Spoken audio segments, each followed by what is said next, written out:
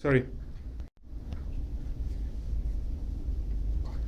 Box number one, the easiest thing is to just note that these boxes are numbered. There's a written number on top of these over here. This is box number one. I put the instruction manual at the very top inside the lid.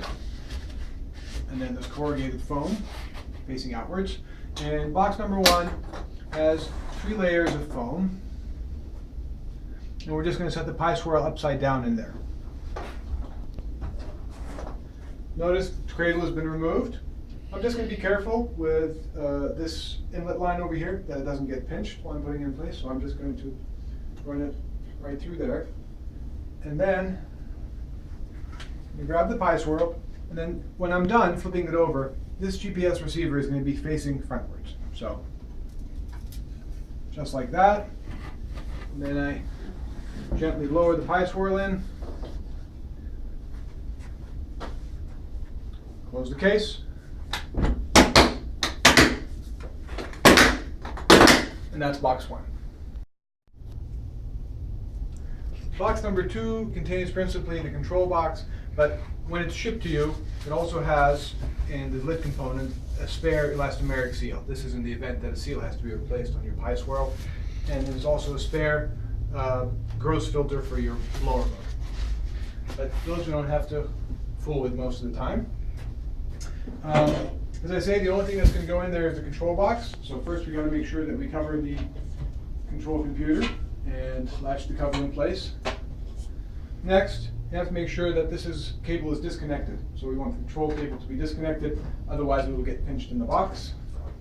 And we just kind of gently put it on the side there. And anything else that's sticking out goes around the side there. Let me prepare this box.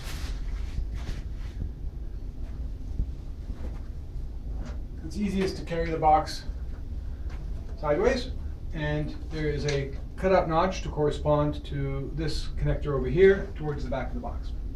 And you just slowly drop it in to the foam recession area. It should sit quite nicely. The other thing that goes in box number two is the keyboard. There's a nice slot for it here in the top, and then also the charging cable for the keyboard, for which there's a slot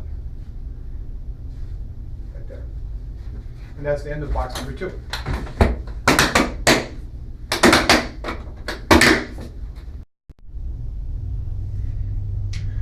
Box number three is by far the heaviest because it contains the batteries. Basically, we're going to put the batteries towards the bottom. So I'm going to lift up the in-between layers, which includes a thin layer of foam. Now what we'll be left with is cutouts for batteries, just like that. And I'm just going to take a battery, insert it into a cutout, take the other battery, and insert it into his cutout. And that looks like that.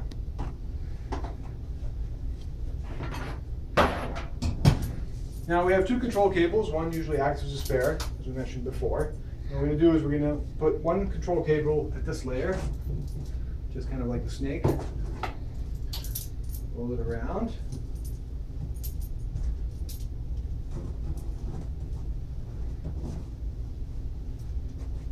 I have another layer of foam which has battery cutouts.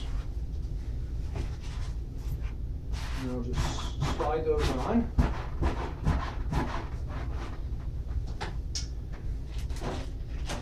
Next, right on top of each set of batteries, I'll put the charger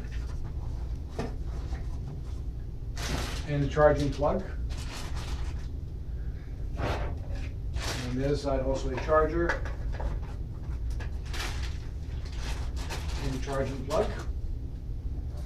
And then I'll take the other control cable and also coil it so that it sits nicely. And when you're done, that's what that layer looks like.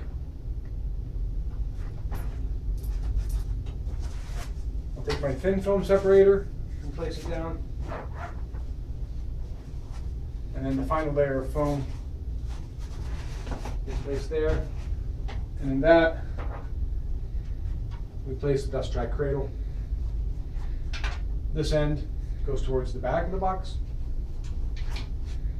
Being careful with the connector. And then finally, the thumb screws that screw the cradle onto the actual Pi-Swerl can go in there. And that's the end of box 3.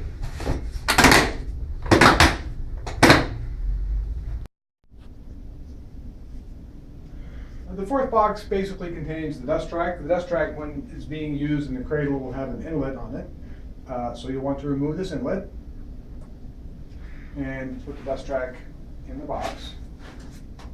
Make sure to store the inlet somewhere where you can find it. The other thing to note in this box is that a power cable is supplied that works with the same plug that is used on the Pi-Swerl. So if you'd like to operate the dust track from the wall, then this power cable is used, and then this component then connects to the small cable that's attached to the dust track cradle. So you'll need to remove that from the dust track cradle.